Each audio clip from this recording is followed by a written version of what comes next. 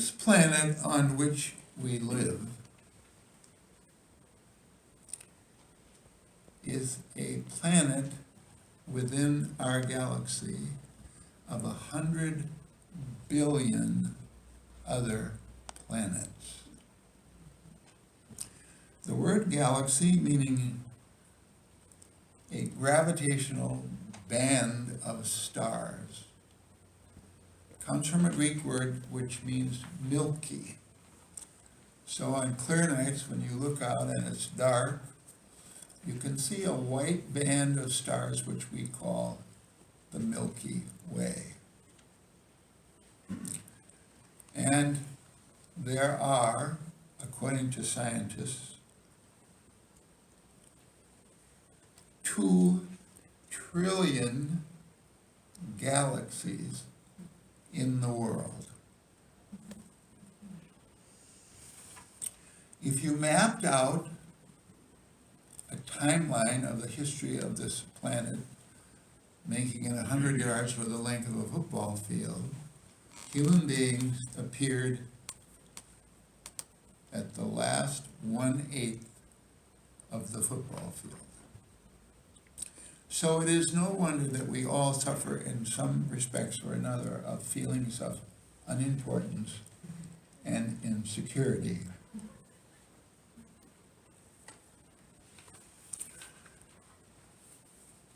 Richard Rohr, who is the Franciscan monk who directs the Center for Action and Contemplation in Albuquerque, New Mexico, says that there are 5 rules for life.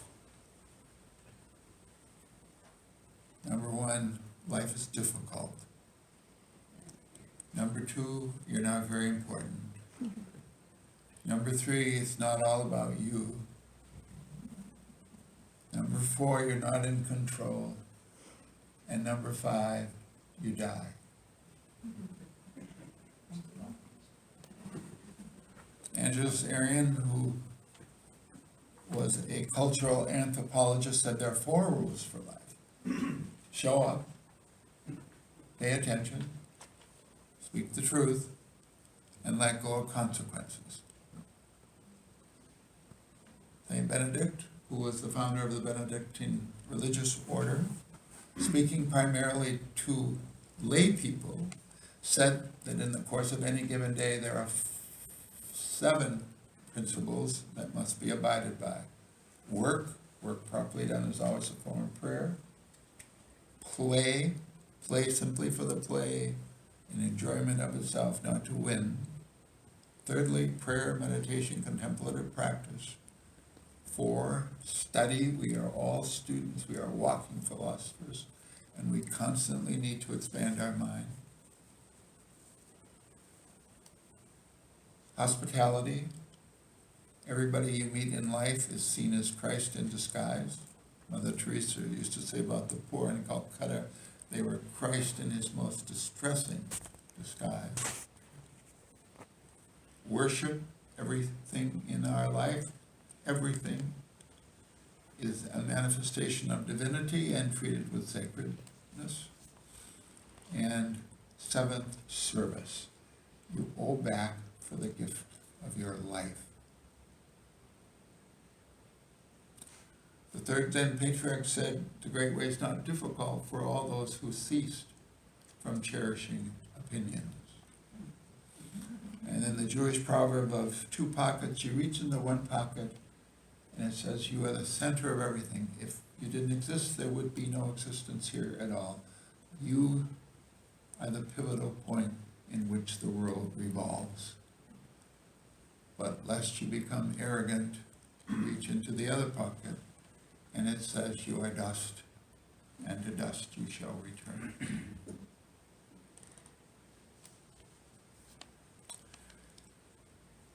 So Sigmund Freud, one of the great geniuses of our civilization, said that there are 2 forms of mental functioning.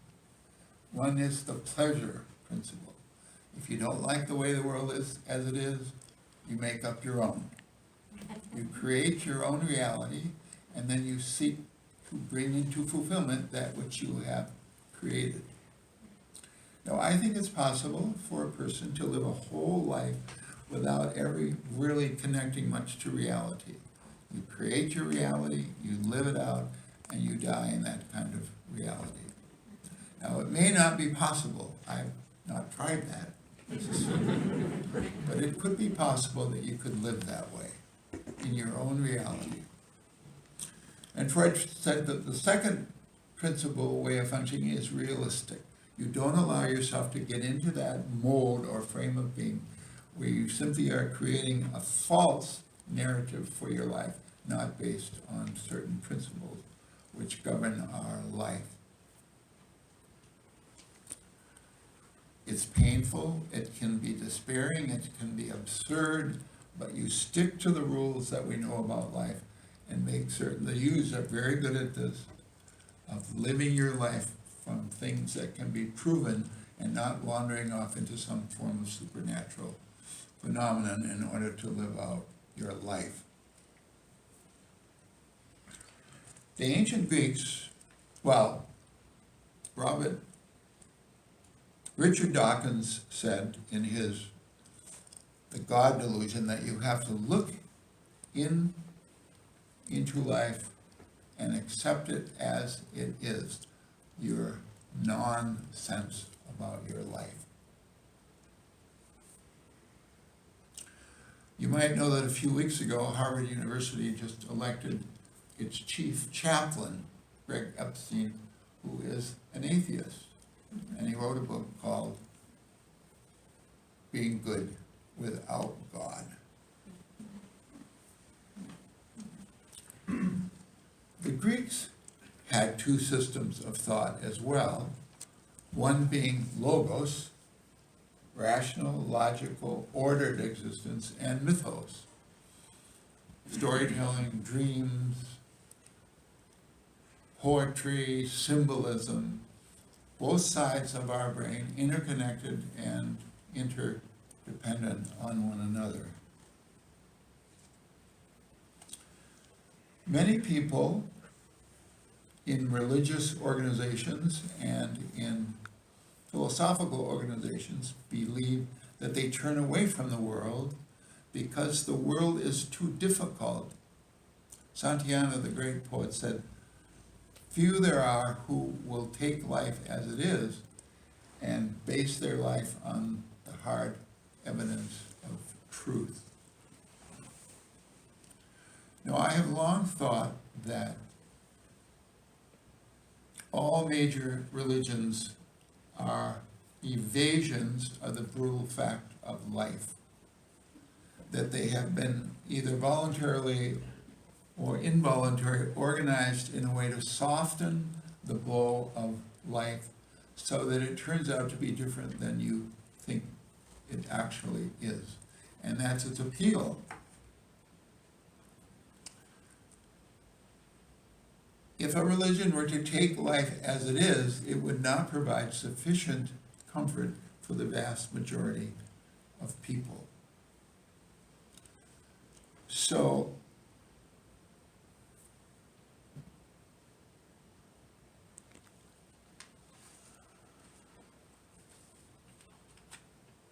religions are essentially created to give you a different perspective than the actual perspective that comes from a realistic perspective of the way that the world is. Now, it is a mistake to assume that evolution is remotely interested in helping us perceive reality accurately. The goal in evolution is not to preserve the individual, but the species. And Dawkins and other evolutionary biologists say that we are genetic machines. We receive genetic material from our parents and we pass it on to our children. And it leaps from person to person, and it doesn't care about what is true, it only cares about what works. Now, I am not defending con artists and hucksters and liars and those who attempt to deceive and misinform. The Washington Post exposed 30,000 lies and deceptions and misinformation that came out of the Trump White House from 2016 to 2020. And yet in 2020, 11 million more people voted for Trump than they had in 2016. So how is it that a country that has subjected thousands of people to slavery, degradation, and exploitation come to think of itself as a beacon of freedom and dignity?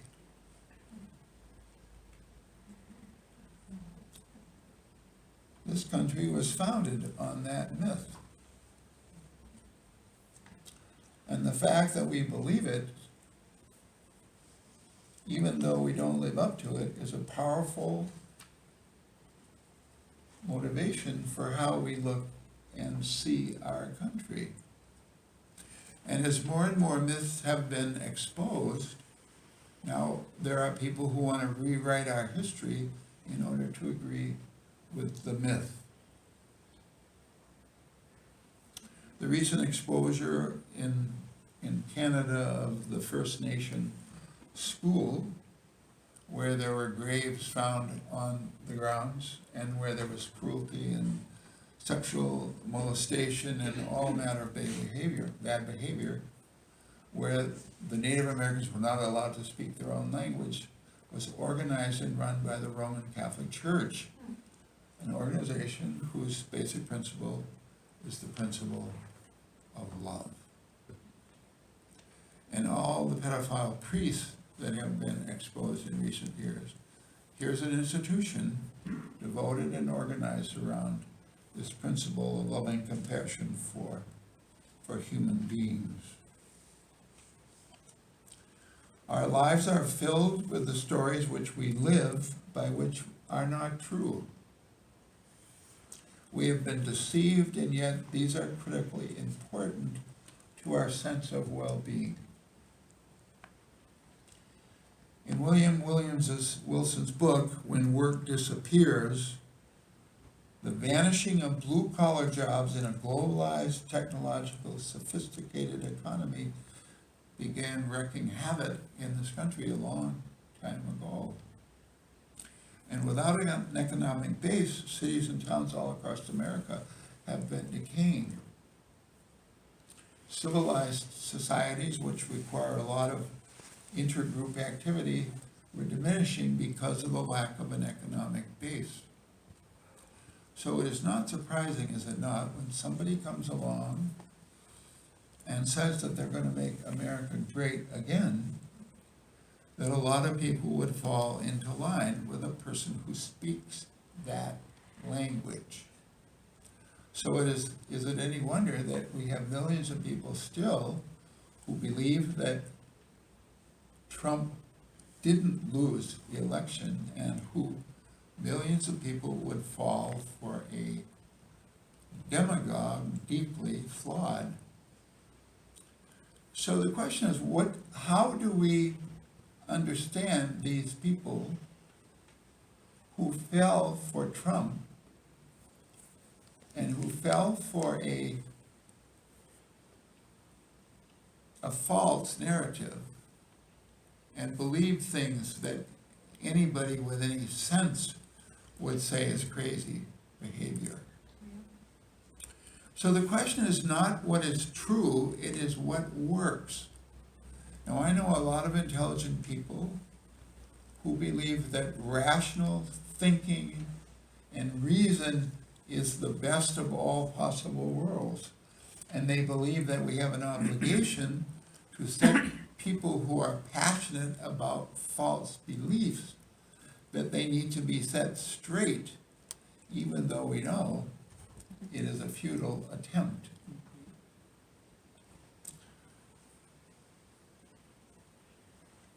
People who believe passionately in false beliefs do not believe them because they are in love with false beliefs. It's not that they are dishonest and liars. What is it about these beliefs that gives them a sense of what they need to do with their life that fulfills a sense of meaning for them? What draws them into this, what we consider, many of us, a non-rational approach to life? So when life falls out of sync for you, when some damaging piece of information comes from a quadrant that you hadn't expected, when your life falls apart, as it does for all of us, what do you hold as the belief system that keeps you going in your life? Are you aware of what those systems are? And what is it that you believe that may or may not be false in terms of reality?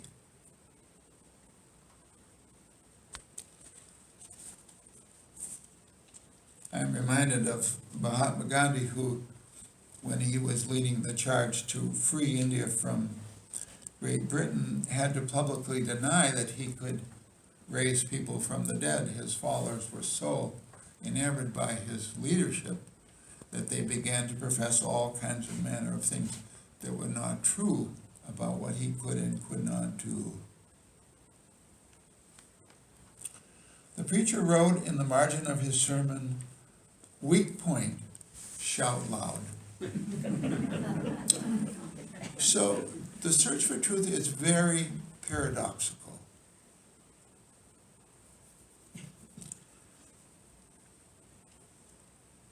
Many hold false beliefs, and we all have false beliefs to some extent. Traditionally, it was thought that people who suffered from depression had an exaggerated negative sense about the world. But it turns out that people who are depressed have a very accurate assessment of the way the world is.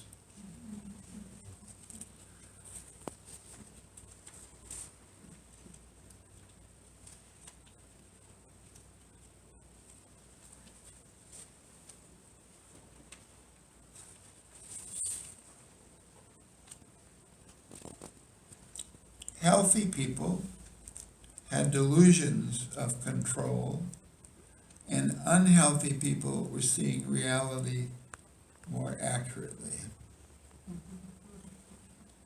Positive illusions, as they are sometimes called, were a necessary ingredient for mental health and psychological well-being. Sharon and I have friends that we define as having confidence that exceeds competency, which it turns out is a very healthy way to look at your life.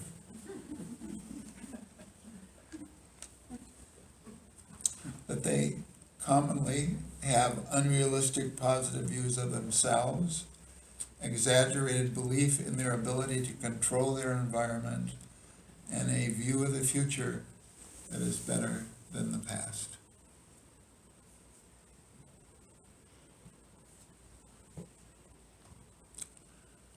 On Friday of this week, David Brooks had an editorial in the Times about the awesomeness of